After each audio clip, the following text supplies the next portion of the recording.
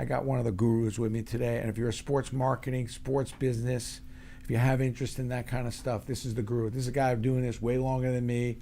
Rick Horrow is a friend.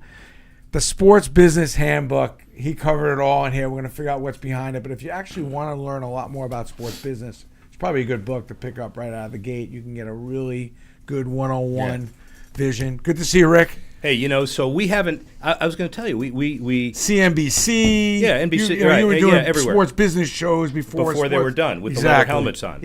Before people realized that now You're it's such a pioneer, man. I got to tell you, I don't know if people realize this is a gift. If we were going to get into the real art of the sports biz, there you go. You were like dialing down on CNBC and sports radio, and there are two ways to look at pioneers. I mean, a pioneer like.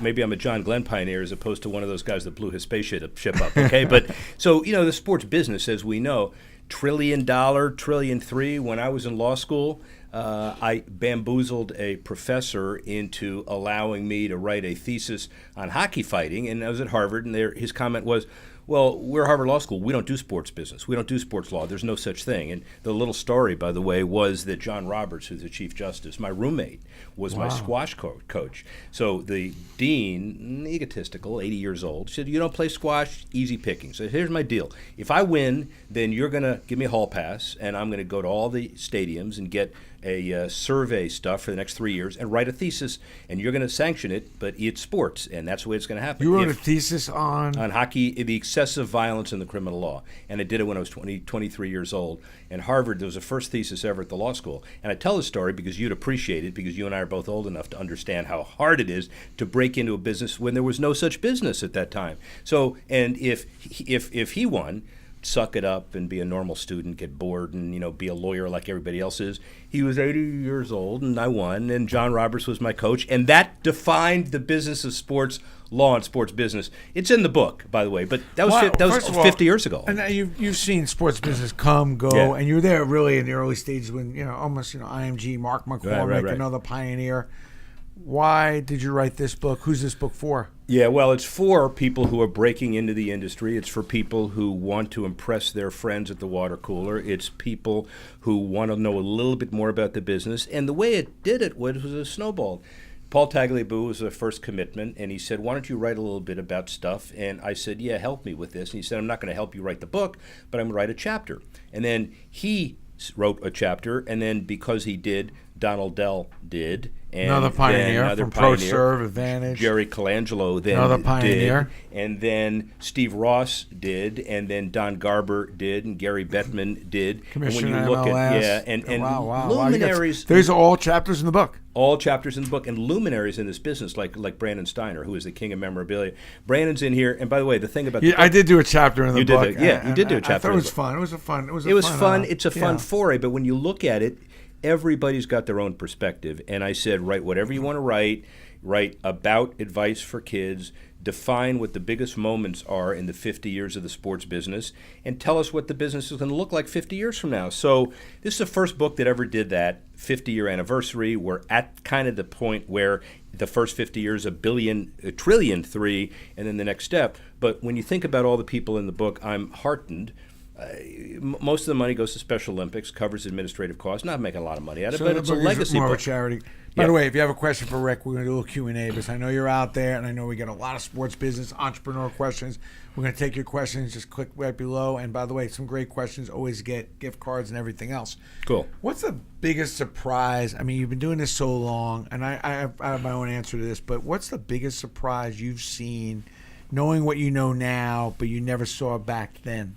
About how dominant kind of opinion leaders are in the industry and how they can make changes around the industry itself. Like owners? Like owners. Well, all right, so certain owners like George Steinbrenner, like Joe Lacob with the Golden State Warriors, the new owners, the old owners, like Jerry Jones, who was hated originally and now loved. Guys who took a stand and said, we're going to change the world order. We're going to share revenue in a way we didn't do before. We're going to do cable. Mark Lazarus, not an owner, but a friend, NBC Sports, really good friend. By the way, chapter in the book. And what he said was, I don't care anymore about over-the-top TV. He does, but it's not the big deal. I care more about digital because, my kids and everybody else, they watch the phone. They don't watch the television. So he had the leverage to do it, and he said, I'm going to create this whole world where global, interactive, iPad, iPhone, that's going to drive it. Well, the trends are when somebody like that steps up, and you in the memorabilia business, seriously, you said, I'm going to create a process where you don't have to worry about authentication. I am going to be certifying the industry where if we didn't have Brandon Steiner, and I mean this with all due respect, the industry would be shot because everybody could make up stuff. Maybe there wouldn't be an industry. But when I think about collectibles, it wasn't an industry. It was just kind of a hobby. Right. But you know what's surprising to me is people forget there was no sports on TV. That's right. You waited for one game on a Saturday afternoon for a baseball game. Or tape delayed. The NBA Finals are tape delayed. How about that? You're lucky you got a couple NFL games. If you were lucky on a Sunday. I just was shocked when I think over a very short period of time how we are inundated with sports games. It used to be like, wow, there's a big game on tonight. No, there's a big game. Matter of fact, many games on every night. Surprise you now the level of sports TV and content that's available? Yeah, and the surprise, too, is how we've come a long way from something where it was like salaries where you never thought it would get this high, and it got this high. When you look at Rasmussen, the guys who founded ESPN, and they're saying, Australian rules football, look at all the crap that's on television now with a 24-hour sports network. Late 70s, early 80s, here it is. Now, ESPN's got 4. We've got 480 cable channels. We've got channels that don't even reach television, but they're on your phone. And I'm going to give you a tough question, Rick. Give me your Mount Rushmore of sports business. Wow. Give me the people that have had the biggest effect on this incredible industry that's developed. How many are on the mountain? Do we get I'm the going to back give side you, or the front side? I'm such a basketball junkie. Let's David. go 5. Let's go 5. I'm going to give you 5, your biggest 5 names. All right, let's go each sport. Basketball. Do basketball first. David Stern for me. Over Michael Jordan? Interesting. See? But now you and David Falk and the whole deal. No. Syracuse. I'm a huge David Stern fan. Yeah, there is no wavering on that. How huge, brilliant, and everything he's done, and should still be getting credit not only for everything the NBA does going forward, but even a lot of the other leagues that are able to copy what he accomplished, what he's done. I would argue that David Stern's done more than Michael Jordan globally as well. Michael Jordan made the game popular again, but let's put it this way: his post-retirement career, his ownership stuff, the Washington Wizards, and great. I know that's heresy; you shouldn't be saying that, but he was the best on-the-court player I've ever seen. I would say that. But impact, though. Yeah, impact. All right, you're we're fine. talking about Air Jordan. Well, we're talking about, making it no big deal to have a black person or a white person in a commercial. Fair. Agree to disagree. Okay, we got to. All right, baseball. How about baseball? You go first. Well, God, it's a toss-up. Because you got to look at Jackie as being extremely pivotal, and then you got to look at. Well, I'm going to go with Jackie. No, me too. We don't disagree. All right, hockey. Oh, boy, that's a tough one, but I'm going to have to go with the great one. Yeah, me too. Number 99. Me too. Well, because of what he did in L.A. and what he did in Edmonton and how he revolutionized the game in the Sun Belt. We agree too much. That's not fair. How about football? It's going to be a big one. Football's a tough one because there's so many different people. You talk about the AFL, Joe Namath, even as crazy as that may sound, or even Pete Rozelle, really. Lamar Hunt. Hunt. Maybe. Vince Lombardi. Yeah. Jeez, that's a tough one. How about the guys, the Packers guys, the Maras? All of you. I hope this is a young demographic too. But I love to hear your opinion. But come on, man. Who's on your Mount Rushmore? Who are the most pivotal people that have made sports now into what it is today? Maybe we should have broken it down.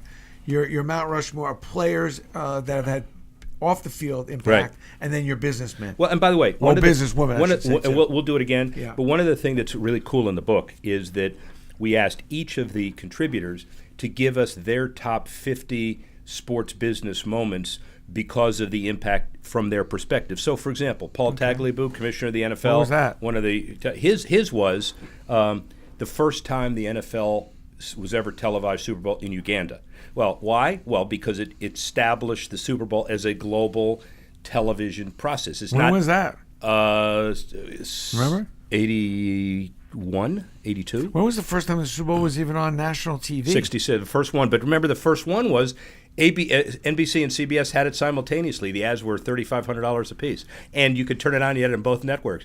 You don't remember this, but you turn on. You don't like Kurt Gowdy, then you go to CBS. It was amazing. I gotta tell you, I miss Kurt Gowdy. I'm not gonna lie. I miss Howard Cosell. So do I. You know that's Howard when broadcast. Right? Howard Cosell was one of the first guys when I was in law school. He and then I clerked for a federal judge in Washington.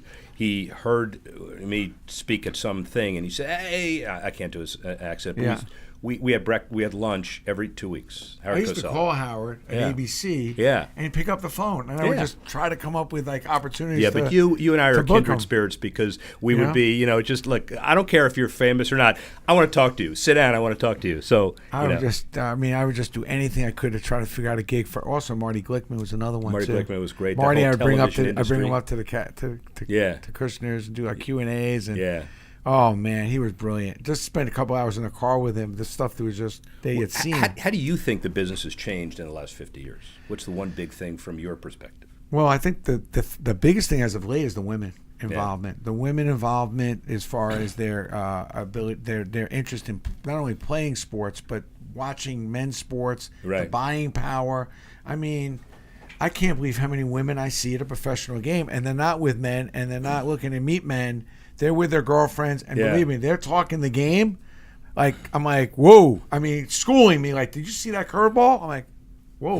Like, can you believe he threw a curveball on that 2-2? You know, just incredible the level of interest, knowledge. And I just think women are so critical, obviously, in so many ways, but buying power. I mean, they make so many decisions in the house. Well, and if they start buying sports stuff, buying tickets, and I think they've had a big impact. Take it to the bank.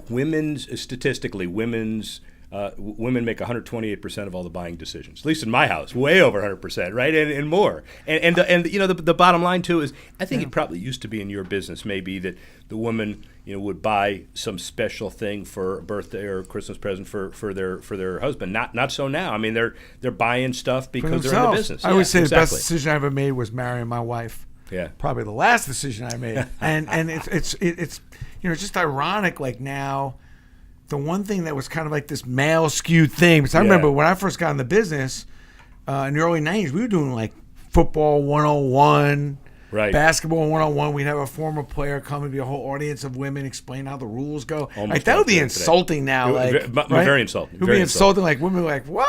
Yeah. Are you kidding?" And I'm hoping, by the way, that this translates into some key sponsorship for companies that understand that women, 41% the NFL says of their fans are women, and you see the hockey women boycotting and World Cup not getting as much on the female side as the men's side salary-wise. I'm hoping in the future that kind of evens out sooner or later. No. I mean, it's not for a while. I think the women are going to give a run for the money on the basketball thing. On the basketball thing, they will. But the problem is the sponsorship dollars, which drive all of this, it's still – you got to go through Madison Avenue. We know how hard that is too. But the translation of women making the buying decisions ought to automatically mean step up. Well, but they make the buying decisions to watch men's sports. They don't make the buying decisions as much to watch female. Which, by the way, another dramatic change in the business. When we got in this business, you didn't see a sign on the outfield, nothing on a uniform. Right. It's insane. But now it's marijuana signs. How about that? There's nothing. Gambling. I remember when Viagra, when they called me and said, "Brandon, can you find somebody to be a spokesman for Viagra?" And? Well, I called I was trying to make a commission back then. You know what I mean? I was trying to get that up. Let me explain what this is for, people. Oh boy. That and where I made a big score though was prostate. They were coming up with men getting tested for prostate, and my big score was initially signing Johnny Unitas for that. That's and then we had gotten Stan Musial, we gotten a bunch of players, and we made a lot of money with athletes going around, really pushing men to go get, because men would never get tested. No, but now with athletes doing it, they'll do it. And I remember some of the non-sponsorship taboo stuff when I was doing all my NFL stuff, doing stadiums. I remember Paul Tagliabue and Goodell and everybody saying, look, put these deals together, but don't touch Indian land because that's gambling. Don't touch casino gaming. Don't talk about sponsorships of stadiums. If you want to find some public money somewhere, do it somewhere else. We can't touch it. Now, gambling, esports, fantasy, you go to a stadium, and I defy you to find one outfield that doesn't have a gambling sign on it. Soon, this CBD, I thought CBD, by the way, I'm sorry, stood for Central Business District. Okay, CBD is now. I mean, it's now big. did It's you big. see that the Indy 500 now big. announces for the first time they're going to do some of that stuff, big. which ironic. Were you early on the naming rights for stadiums? I remember you being like one of the first to start working on that. Yeah, what were we some of your actually early did. deals? What were some Well, of those? so the guys that did the PSLs in Charlotte, I was involved in the first PSL stuff, and then Joe Robbie did with the first PSL. Now everybody thinks that's a easy thing to do, but back then, you mean selling the rights to buy stuff? Well, we do it. Condominium, we do that all the time. But in a sporting facility, no. I mean, I gotta pay for the right to buy a ticket. Well, maybe for a Yankee season ticket waiting list, maybe. But how about everybody else? And then the answer was, well, if you don't want your team leaving, there's got to be some other source of revenue. So here it is. So yeah, I took it kind of in the face for years. I was the pioneer of all that stuff. And then when the naming rights I came, loved your show on CNBC, by the way. It was CNBC, right? well, and then CNN, I did some stuff, and I'm that was still really doing good. some of that stuff too. So I got to ask you because I have a lot of respect for this guy, and he's a genius. Obviously, all-time winningest coach, but really such a smart off-the-field coach, business-wise. Mike Krzyzewski writes your forward. Yeah. What'd you learn from him, and what was his input in the book? Well, his input was great because he was kind of a guiding, defining guy to kind of help understand why this book is special. And Jerry Colangelo, who was his boss at USA Basketball. The two of them were and collaborating in such a big way, I think, putting USA Basketball back on the map. Exactly. It takes that kind of collaboration. But Krzyzewski understands the business part of it, has to complement and work with the basketball part of it, and he has a great aptitude for that. He would have been an amazing CEO, although he really kind of is now. He is a CEO now, right? but he's a CEO of get this, though, he's a CEO of a company where the top guys turn over every year. I mean, that's an amazing thing. I mean, his one and done, he didn't embrace it. He didn't ask for it. But when you listen to him, he says, I got to play by the rules. I got to play by the rules better than everybody else does. So he loves Calipari because he completely is one and done. It's like if he has a second guy, he's failed, right? So that's it. But with Coach K, Tyus Jones coming back. He's got some guys coming back, but they swear to it. What was his takeaway in the book? What was his input on the book? He provided So Coach K wrote the foreword about how important it is to get some perspective. So when you're in school, when you're wanting to change careers, when you want to think about sports and career, when you have a career that touches sports, this is the kind of book that will give you some perspective from 100 different opinions. And his kind of gateway forward discussed all that for me, and it was really fun. The biggest issue for him is one of my daughters is now at Harvard Law, spent 4 years as a Cameron Crazy, so he cost me major tuition dollars at Duke, and then my daughter was accepted at Harvard. Well, it seemed like it worked out for her, though. Hey, it worked out for her, and one of the things she accepted at Harvard, and she said, Dad, I don't know, Harvard's great, but that Duke education, I love it. No, you're going to Harvard because I already paid 4 years at Duke. You can be a Cameron Crazy. I'll fly you down there anytime you want. But, so Coach K. It's very addictive. It's that whole thing, and especially the Duke UNC. That kind of thing, too. Oh, but Coach K, and one of the beauties of this book is when they realized that this was a favor and they realized the other people who were in it. So, Steve Ross begat Jerry Jones, Tom Ricketts, the owner of the Cubs. Yeah. When you think of all of the people in here, mayors who have put deals together as well, all of the major commissioners, Paul Tagliabue, a retired commissioner, Jack Nicklaus, Gary Player, little secret, all in the is book. In there. All in the book. Gary Player's in here. All wrote chapters. Gary Player wrote a heartfelt chapter. They all wrote it themselves or had people, under their direction write it. And so when you think about it, it's the collection of business friends reflecting on the last 50 years of the business, and that's my legacy.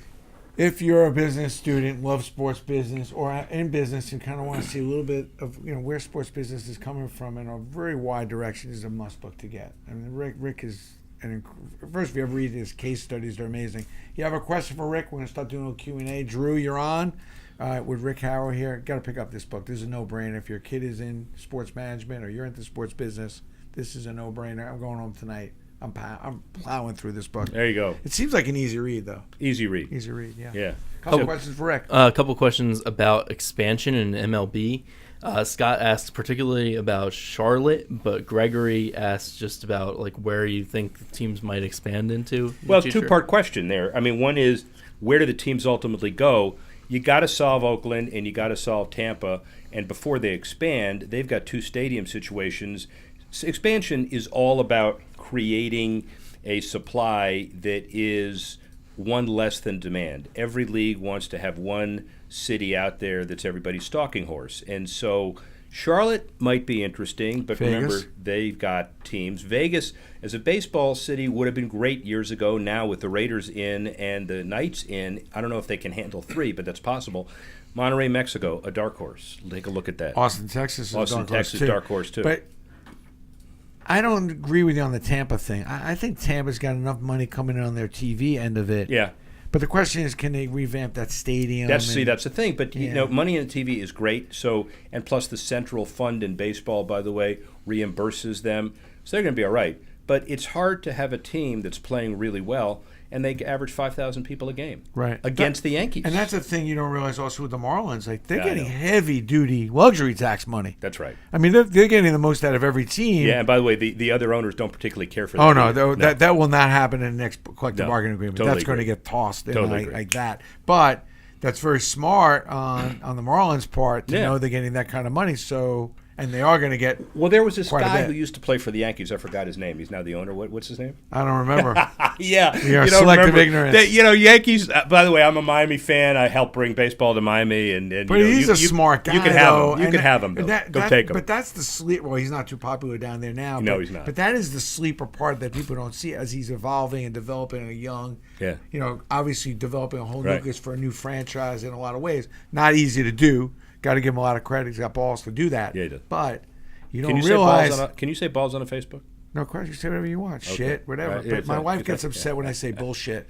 So I No. don't really promise her not. I was going to Not say. you- so you I didn't- promised you I didn't was hear gonna it. say You didn't bullshit. say bullshit. Because Yeah. bullshit is a curse. It's just a No. bull and a That's shit. shit. That's right. But Together. my Yeah. wife's not down on the bullshit. But Uh-oh. the thing I would say though is that's really smart on his part. Yeah. People don't realize. Yeah, nobody in attendance, but the owners are paying for that lack of attendance. And guess what the other owners are paying for, too, is the value of $1.2 billion, $1.3 billion. Because now, if that team's worth $1.2 billion, then the next team's worth $1.4 billion, $1.5 billion. And they're willing to pay that central fund allocation just for that. That's a good point. You know? Next question. Question here from Paul. How would you recommend to a college student to find a marketing job in today's ever-changing sports market? Very good question. Tenacity, tenacity, tenacity, and don't overprice yourself, which means if they're offering you $1 and you bid $1.50, be ready for a no and don't look back. You've got to make sure that you understand that this is a very competitive business. When I started in my world after Harvard Law, it's not arrogant, just factual. I went back to Miami. I watched the Miami Dolphins. There were no other expansion franchises in Miami. I knew that if I wanted to do the business and stay in Miami, I had to bring teams in. So I got a commitment from the governor to put this sports authority together, get the arena, get the Miami Heat, get the Panthers, get the Marlins. But at the end of the day, Nick Bonacani, who used to play for the Patriots and the Dolphins, and Joe Robbie, a great middle linebacker, night school, Suffolk Law School. After I went to a law firm, by the way, for 10 minutes and didn't like it, he said, all right, come work with me. And Joe Robbie, the owner of the Dolphins, they put together a deal. I went home with my wife and I said, by the way, I was making $45,000 first year after law school, which way back in leather helmet days, trust me, that's a lot of money. That was a lot of It's money. a lot of money Yeah, that was back good then. money. Good for you. And well, good for me, but I walked away from it and I made $13,000 with a cobbling together of the Sports Authority and Nick Bonacani. My answer to my wife that day was, look, we're going to have to cut back a little bit, but I'm coming home happy. And she said, oh, great, that's fine. But, she's been great too. But the bottom line is it's not sacrifice, because you get to the point, if you're getting into the business, be tenacious, send letters to everybody, be diverse. Don't just study one thing, study a lot of different things. The wild, wild west is no longer. When I was starting, there was no such business. Today, it's clearly defined, but there are 448 programs, management, law, administration, and sports. So it's really competitive, but there are also a lot of opportunities. That's true. Question from Ruth. Why is it that athletic events have almost become impossible to afford tickets for the average family? Wow, that's a good question, and you take it, because It's the same reason why a Mercedes-Benz is a lot of money. Yeah, And well, everybody that's can a afford it. really good it's point. because a lot of people want it and a lot of people will pay. And you need some way to pay the salaries of these people, and it's a cycle. The answer also is that there ought to be, and there are in a lot of markets, opportunities where a fan who is a fan that's just getting in ought to be able to buy cheap seats. And because everybody shouldn't totally sell out. Yankees, remember, they've had some issues with those wonderful $1,500 a game suite seats they're empty. They made business decisions to do that. But every deal that I ever did on my stadium process has always been to keep a number of seats out that are reasonably priced, because you want to pass that on to the next generation. Because, Ruth, when you talk and you get turned off by the game because you can't afford it, that impacts your kids and your kids' kids. But what I would say, Ruth, is that now with all the electronic tickets and StubHub and everything else, if you're really a fan, if you keep track of a lot of that stuff, you can find really, really weak parts of the market where you can go steal tickets. That's right. For very, very little money. If you're a little bit flexible about when you want to go, you'd be surprised. When he says steal, by the way, he means cut a good deal. Don't take him literally. That's not. We're not. Well, stealing is about getting your edge, getting the advantage, that's fair. not doing anything illegal. No. But there are opportunities to really get an advantage. Sometimes on a holiday weekend. That's right. You go the day before, you pick up a $100 ticket for $25. Yeah. And I think people are naive to that, but that's kind of how it works. Listen, I got my first Lexus. On a deal. The guy was the last Lexus on the lot. He was getting the new ones in tomorrow. And I got a steal on that, but I couldn't afford the Lexus if I bought it during when it just came out. When I think of Brandon Steiner, I think deal. That's what Thank you. I think deal. I'm trying. Compliment. That's a compliment. But the knock on Steiner is that we are too expensive. It's a concern of mine. It bothers me that because the players demand a lot of money. I know. And you're battling. Leagues want a little bit of that. So you're just trying to battle. Yeah, you but got an I would issue. say that's why I have an auction platform. Yeah. That's why I do these specials Right. like once a month where you can go steal and some of our closeouts and stuff. Yeah. So if you're somebody who has to be more nimble on your money, then you just got to be smarter. And by the way, you are, at the risk of again being a little gratuitous, you are the keeper of the brand, and you can't afford to underprice your brand because your brand is something special. Yeah, I try. I mean, the Steiner brand is something that was very, very much a focal point for me even before we were a brand. Yeah, I remember that. It has to be. I know. Question here from Scott. Does baseball need to focus on younger fans to survive? Well, not only do they need to, but they're doing it. So part of the issue now is baseball in the inner cities, the development of the academies for the kids, the more they do device-related content. So MLB at Bat is one of those things that I take everywhere. Now, I never thought – my daughter was looking and said, you're using your cell phone more than I've ever seen you use. Well, I'm a Cub fan. I can't watch the games on TV. I got to watch them on the device.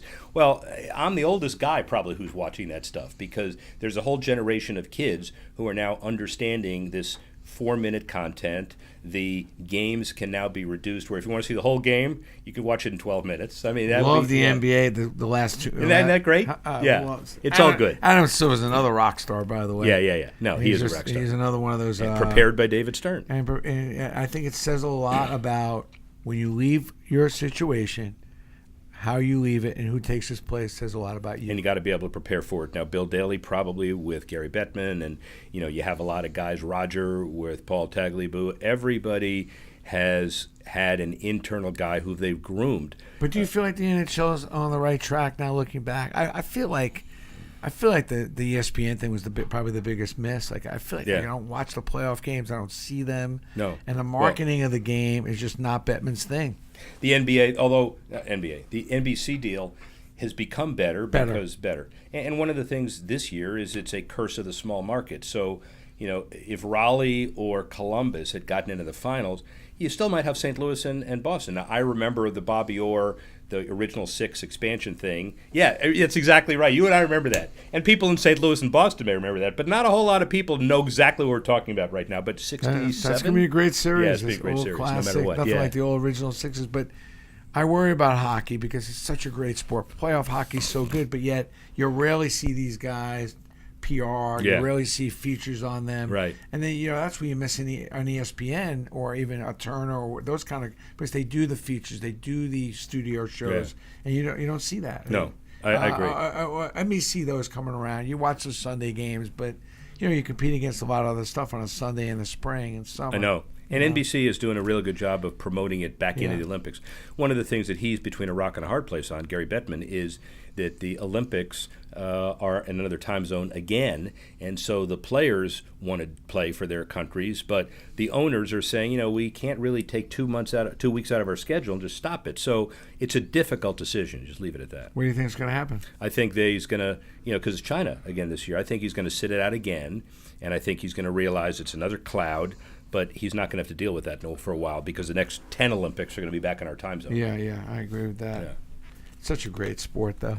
You with me on that? I mean, you love hockey. I mean, does anybody feel the same way? Because I'm still trying to figure out where Versus is. Is it still on Versus? No. Oh, no. All right, that's gone. No, I'm that's show you gone. where my head's at. I mean, there's nothing like. First of all, I'm so excited, by the way, for all you Ranger fans out there. John Davidson's back in the house. Yeah, but I love JD, by the way. Are they in the playoffs? Oh, no, they didn't make the playoffs this year.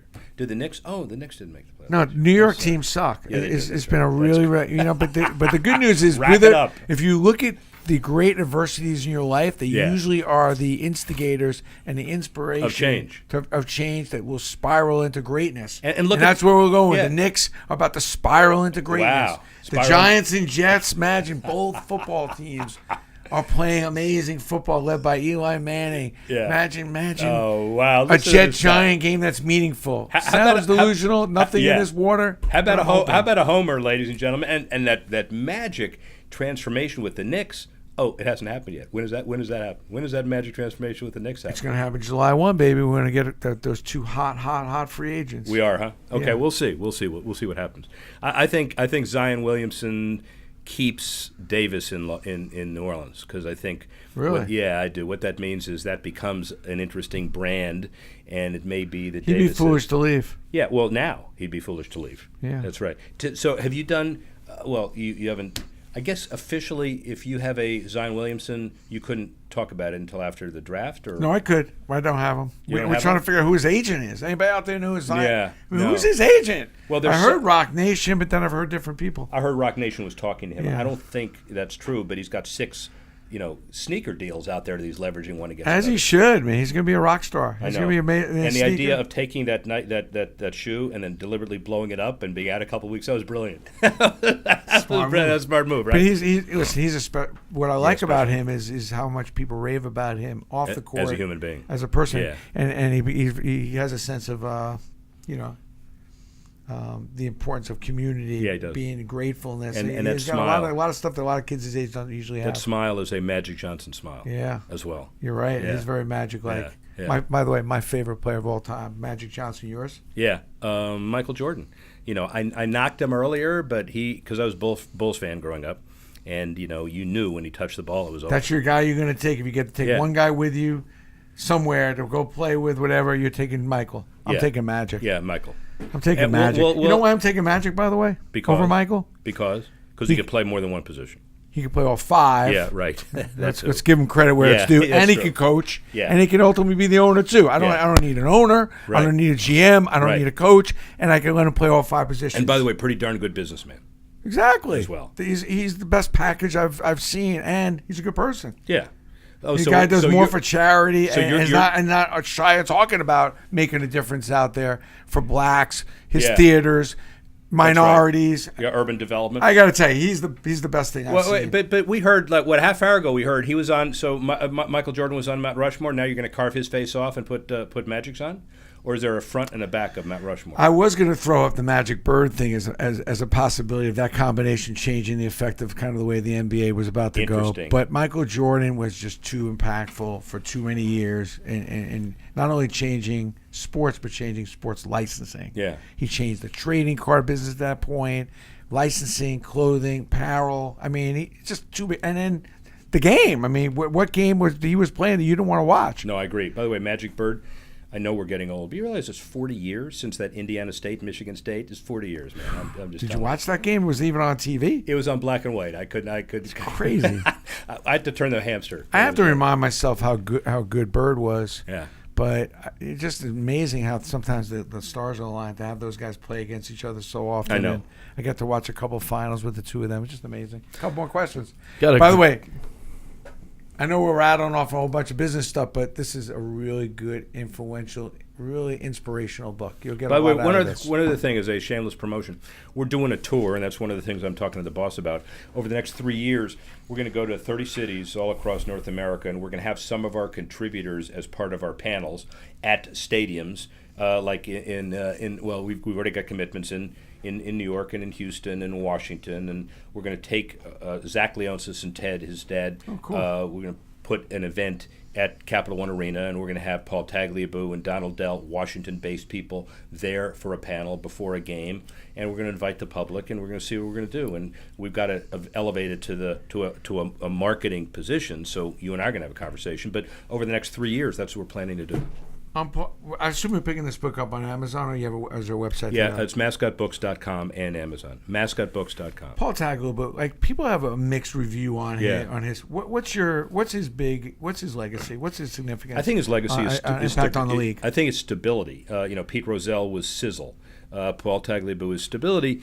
He talks like a lawyer. He behaves like a lawyer. He is a lawyer. He's a corporate guy, and he's measured. And he went through a lot of times with the NFL where he had to make some very difficult decisions. And I think, frankly, the biggest tragedy so far is he's been left off the Hall of Fame ballot in the NFL, or he hasn't been in the Hall of Fame because he has a few sports writers that don't particularly like him. I don't particularly think that the Hall of Fame should be only sports writers voting anyway. But I love the guy because he's become a really good friend. But he doesn't dance. He doesn't sing. I thought he was a solid commissioner. Yeah, right. I thought the NFL had a phenomenal run underneath his leadership. Well, look at his numbers. I mean, when he left, it was about 300% increase in franchise value, which is a lot of money. And licensing through the roof. And licensing through the roof. Oh, that's right. Maybe the best run of licensing. I tend to focus on that, but I thought the NFL had maybe one of the best runs on licensing under his watch than maybe any league ever. He understood what the value was and how to protect it and cultivate it and nurture it. And remember, he got in the whole, fight with Jerry Jones about who owns the rights and who owns the legacy, and the star in the middle of the Cowboy Stadium, whose star is it? Well, it's the NFL star, but it's also a little bit of the Cowboy star. I mean, I thought that was Jerry Jones's one of the most phenomenal moves that I still today cannot believe that he walked in, told the owners he wanted his rights back, and the owner said, "You will never exist without us," and gave it to him because they never thought it would work. And by the way, the rights payments, I don't know if you know that, but it's in here, is it 31 teams in the NFL get X, and he gets X. So it's like he gets a bit different money. He is a genius, man. He's a special character. And by the way, he and his brother or son, Stephen, they're in the book. Jerry Jones, maybe one of the great owners of all time. Of all time, right? For what he Would did. you say? Even for the stadium, the way he built it, everything he's done. Have you been in that stadium? Oh yeah, I was there for the first game. Have you gotten lost in that stadium? I've gotten lost in that stadium. I mean, you get lost in that stadium. The Super Bowl wasn't one of its best moments, but it was an amazing job he did. When I think about what we spent here in our stadiums, and what he did for a lot less and got a lot more. You got union issues here, and also his ability to draw Super Bowls, Final Fours, big college classic, and big bowl All-Star games. Game. He's everything. He's the real thing. He's a real thing. He's the real thing.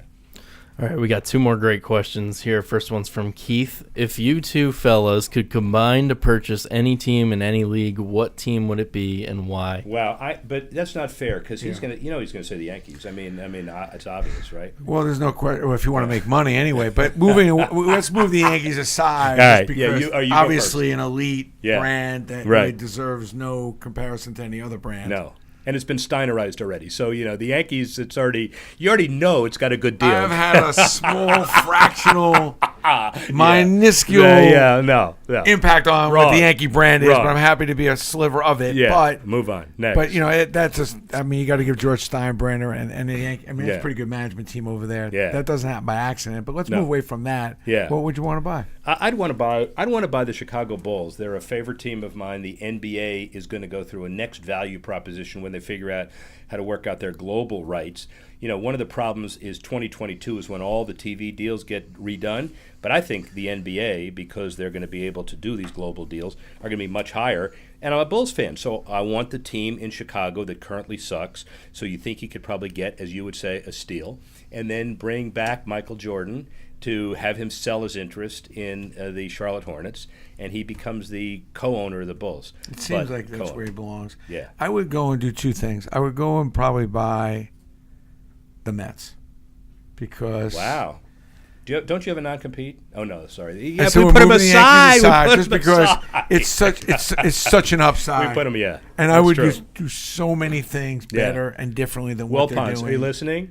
I would do so many things better and differently than what they're doing. Yeah. And they have done a bunch of things that are interesting, but I'd love to catch that team on the down on where they are now, and then see if I can go get the real rivalry what the city really needs. Yeah. There's nothing better when the Mets and Yankees are both cooking. If I couldn't get the Mets, I know it's going to sound weird, and listen, the Knicks would be amazing, but I'd be happy to buy the Nets. Wow, interesting. Yeah, a the lot of Nets. people be happy to buy the Nets because with the Nets, it's up and coming. You see the potential, and But at $2.4 billion, Yeah. can you believe this guy buys his team for like $600 million and sells half of it for $1 billion too? I know. Well, but see, the one thing How does that work? The one thing the guy asked, by the way, in the question, he forgot to say for how much, right? I mean, these are all good deals. But how does that work? Where Well- a guy could buy that team for $600 million and then sell half of it for $1 billion too? You know why? Because he found a sucker that's willing to pay $1 billion too, and then all of a sudden, he's got to pay that taxes. sucker's made a lot of money though. Yeah, He's he not a has. stupid guy. No, he's not a stupid You guy. think one day we're laughing about the fact that he only bought the half the team for $1 billion? Well, I'll tell you too? who is excited about it again is the rest of the NBA because they can all add and they say, look at what our franchises are worth, right? Wow. Yeah. What's the most undervalued franchise right now you think in sports that you know of? I think the Oakland A's because they got to get their stadium done. The same thing with Tampa. Tampa's undervalued. They get the money from the central fund, right? Forbes put them at less than $1 billion. That doesn't mean less than $500 million. And the undervalued deals are the ones where the stadiums haven't been done yet, and then they flip them. Aren't a whole lot of them left. The NFL's gotten all their deals done, but I would say those two in baseball. Couple more. Okay, last one here is from Gregory. How does social media affect decisions to hire or fire GMs and coaches these days? I'll tell you, social media is one of those things, and then Brandon can have the last word on this one. It's fundamentally changed how we live. I'm not even talking about fake news, and I'm not even talking about lowering our respect for discourse and journalism and everything else. But I'm also talking about how we make decisions as a society. Journalists, you talk to some of the old-time journalists who are really good friends, and they're thinking, we can't write columns anymore because people want information in a minute. They don't need thinking. They need some instant reaction, even if it's not real. A guy who makes management decisions, look, Yankee and Mets people are rabid fans anyway, but if somebody makes a bad decision on a player who all of a sudden gets injured, that guy is the subject of 400 trillion tweets in a minute.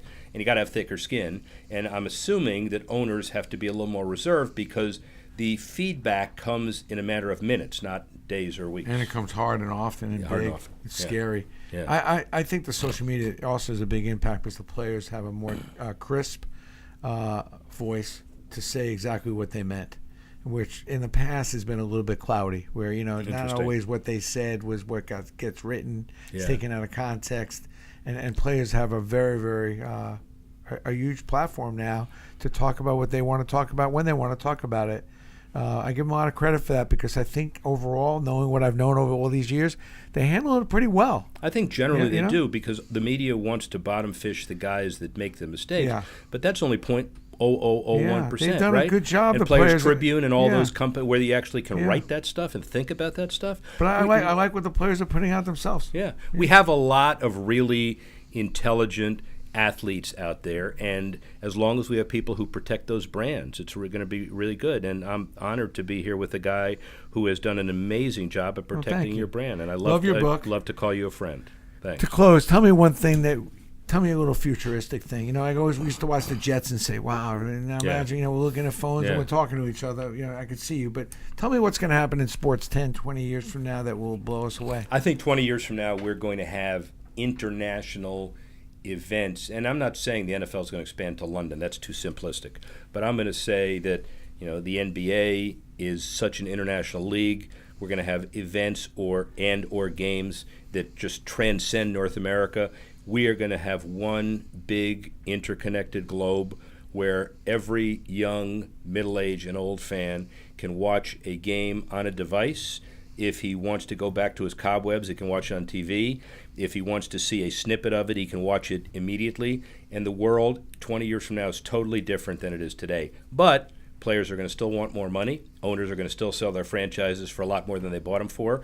And the world's going to be a wonderful place for those who have defined the business in sports memorabilia, stadiums, or otherwise. Well, How's thank that? you, Rick. Thanks for coming in. Give me one closing remarks of why someone should buy this book. What's going to be their big takeaway? The big takeaway is perspectives from 100 business leaders in the industry that have done diverse things, how you get jobs, how you're interested in sports, what the trends are, and there's no book like this as we celebrate the 50 years of the sports business. I cannot believe how much you've done in this business.